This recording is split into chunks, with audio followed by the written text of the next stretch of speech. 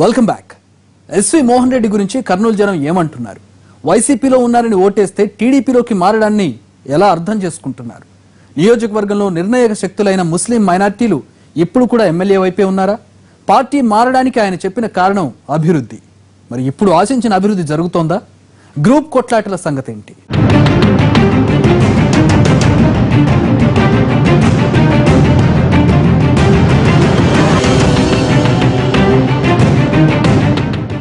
Kurnool assembly నియోజకవర్గానికో ప్రత్యేకత ఉంది. ఆంధ్రప్రదేశ్ మొత్తం మీద ముస్లింలు అత్యధిక సంఖ్యలో ఉన్నది ఇక్కడే. అభ్యర్థుల గెలుపోటములను నిర్ణయించేది ఖచ్చితంగా వీళ్లే. అయినా సెగ్మెంట్ ఏర్పడ్డాక ఇప్పటి వరకు 4 సార్లే మైనారిటీలు ప్రాతినిధ్యం వహించారు.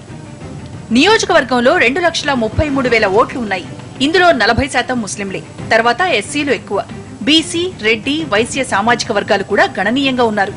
హెడ్ క్వార్టర్ అయినందున జిల్లాలోని ప్రముఖ రెడ్డి నేతలందరి ప్రభావం కర్నూలు మీద ఉంటుంది. 2014లో వైసీపీ తరపున గెలిచారు ఎస్వి మోహన్ రెడ్డి. ఏడాది క్రితం టీడీపీలో చేరారాయన. అప్పట్లో తెలుగుదేశం అభ్యర్థిగా పోటీ చేసిన టీజీ వెంకటేష్ మీద 3,479 ఓట్ల ఆధిక్యంతో విజయం సాధించారు ఎస్వి. టీడీపీ, బీజేపీ పొత్తు కారణంగా ముస్లిం మైనారిటీలు మూకుమ్మడిగా వైసీపీకి మద్దతు పలకడంతో మోహన్ రెడ్డి గెలుపు తేలికైంది. 2 ఏళ్ల తర్వాత అభివృద్ధి నినాదంతో తాను ఓడించిన టీడీపీలోనే చేరిపోయారు ఎమ్మెల్యే. ఈ నిర్ణయంతో విభేదించిన అనుచరులు కొంతమంది వైసీపీలోనే ఉండిపోయారు. ముస్లిం మైనారిటీల్లో కూడా వ్యతిరేకత వచ్చింది. టీడీపీలో చేరిన ఏడాదిలో ఎమ్మెల్యే చేసిన అభివృద్ధి ఏంటో చెప్పమంటోంది వైసీపీ. అసలు అభివృద్ధి ఎక్కడ జరిగింది? 1 సంవత్సరం అయింది. 1 సంవత్సరంలో మీరు ఎక్కడన్నా అభివృద్ధి చూపించగలుగుతారా?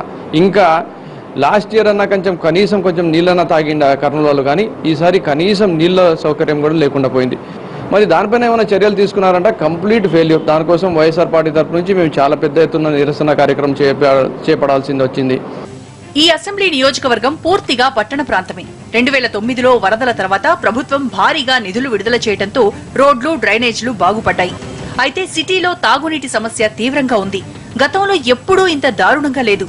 ఈ సమస్య పరిష్కారంలో ఎమ్మెల్యేపై వ్యతిరేకత వ్యక్తమవుతోంది. ఎమ్మెల్యేతో మాట్లాడితే చేపిస్తాను, ఏతో మాట్లాడిస్తా, వాళ్ళతో మాట్లాడిస్తా, మీకు ఇబ్బంది లేకుండా చేపిస్తాను. ఎన్నిసారి పోయి తిరిగినా వస్తాంలే 6 రోజులు తిరిగినా నేను. నీళ్ళు లేవు, రాకుంది, బోరింగ్ అయినా చేపియండి అంటే కూడా బోరింగ్ కూడా చేపియాలి. చెప్తే 40,000 మేము స్టాక్ పెట్టినాం, బోరింగ్కి వస్తే చేపిస్తాం అంటాం. చెప్పుకోవడానికి ఎమ్మెల్యే ప్రజలకు అందుబాటులోనే ఉన్నా పనులు మాత్రం జరగడం లేదన్న అసంతృప్తి పెరుగుతోంది. కర్నూలు దగ్గర తుంగభద్ర నది మీద మినీ డ్యాం కట్టి నీటి సమస్యకు శాశ్వత పరిష్కారం చూపిస్తామని చెప్పినా ఆచరణలో లేదు. తాజాగా ముచ్చుమర్రి నుంచి పైప్ లైన్ ద్వారా శ్రీశైలం బ్యాక్ వాటర్ ను తీసుకురావాలనే ప్రతిపాదన తెరపైకొచ్చింది. కానీ ఇందుకు ఎంత టైం పడుతుందో తెలియదు. కుళాయిల్లో నీళ్లు రావు, వచ్చినా మురికిగా ఉంటున్నాయంటున్నారు స్థానికులు.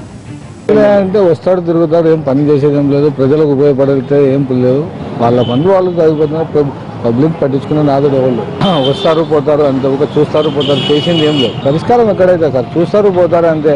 వాళ్ళ పరిష్కారం వాళ్ళు వస్తే వెహికల్ వస్తారు పోతారు అంతే. వాటర్ సమస్య మస్తు ఉంది, చేసింది అయితే ఏం లేదు. ఈ నియోజకవర్గంలో కర్నూలు కార్పొరేషనే కీలకం. ఇక్కడ 7 ఏళ్లుగా ఎన్నికలు జరగలేదు. ఇక ఎప్పుడు జరిగినా పట్టు తగ్గకూడదన్న లక్ష్యంతో పావులు కదుపుతోంది టీడీపీ. కృష్ణా పుష్కరాల టైంలో 20 కోట్ల రూపాయలతో పనులు చేశారు. అమృత్ పథకం కింద 65 కోట్లతో తాగునీటి పనులు జరుగుతున్నాయి. సీఎం ప్రత్యేకంగా మంజూరు చేసిన 50 కోట్లతో వివిధ రకాల వర్క్స్ జరుగుతున్నాయి. నగర సుందరీకరణ కోసం 3 ఏళ్లలో ఖర్చు చేసేలా 35 కోట్లు మంజూరయ్యాయి. ఎస్సీ ఎస్టీ సప్లాన్ కింద ఇంకో 50 కోట్లు శాంక్షన్ చేశారు. అయితే అభివృద్ధి పనుల కాంట్రాక్టులు ఎమ్మెల్యే అనుచరులకే దక్కేలా నిబంధనలు రూపొందిస్తున్నారని ఆరోపిస్తోంది వైసీపీ. ఆ మున్సిపాలిటీలో ఏదో డబ్బులు వస్తున్నాయి, చాలా డబ్బులు వస్తున్నాయి, సెంట్రల్ గవర్నమెంట్ ఫండ్స్ వస్తున్నాయి, స్టేట్ గవర్నమెంట్ ఫండ్స్ వస్తున్నాయి అంటే అవి ఓన్లీ 1 or 2 కాంట్రాక్టర్స్కి మాత్రమే. ఎవరైతే ఎమ్మెల్యే గారికి క్లోజ్ ఉన్నారో ఆ ఎమ్మెల్యే ఆ కాంట్రాక్టర్స్కి మాత్రమే ఆ టెండర్స్ వచ్చేటట్టు వాళ్ళు డిజైన్ చేసుకొని మళ్ళీ 100% కంప్లీట్ ఫెయిల్యూర్గా ఈరోజు కర్నూలు టౌన్ ఉంది. కర్నూలు అసెంబ్లీ సెగ్మెంట్ లో పైకి కనిపించని విభేదాలున్నాయి. రాజ్యసభ సభ్యుడు టీజీ వెంకటేష్ నియోజకవర్గ ఇన్ఛార్జిగా ఉన్నారు.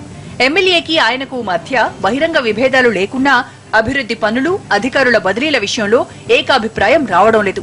ఎవరికి వారు తమ వాళ్లకే పనులు ఇప్పించుకునే ప్రయత్నాలు చేస్తున్నారు. జిల్లా కేంద్రంలో కేఈ కృష్ణమూర్తి వర్గం కూడా బలంగానే ఉంది. ఎన్ని వర్గాలున్నా అందరినీ కలుపుకొని పోయి వ్యతిరేకతను అధిగమిస్తానంటున్నారు శాసనసభ్యుడు మోహన్ రెడ్డి. ఇప్పుడు సమ్మర్లో వాటర్ ప్రాబ్లం అనేది కొంతవరకు టౌన్లో ఉంది. కానీ ఇంత హాట్ సమ్మర్లో భయపడేంత లేదు. 90% వరకు మేము కవర్ చేయగలుగుతున్నాం. ఒక 10 to 15% కొంత ప్రాబ్లం ఉంది.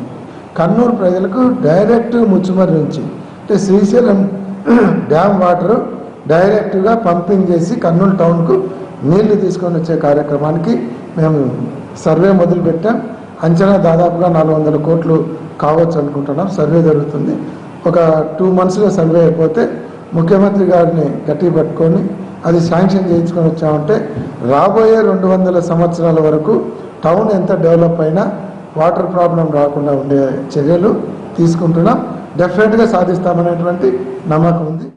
కర్నూలు టీడీపీలో సీనియర్లు హేమీ లాంటి నాయకులు ఉన్నా వైసీపీకి ఆ స్థాయి నాయకత్వం లేకుండా పోయింది.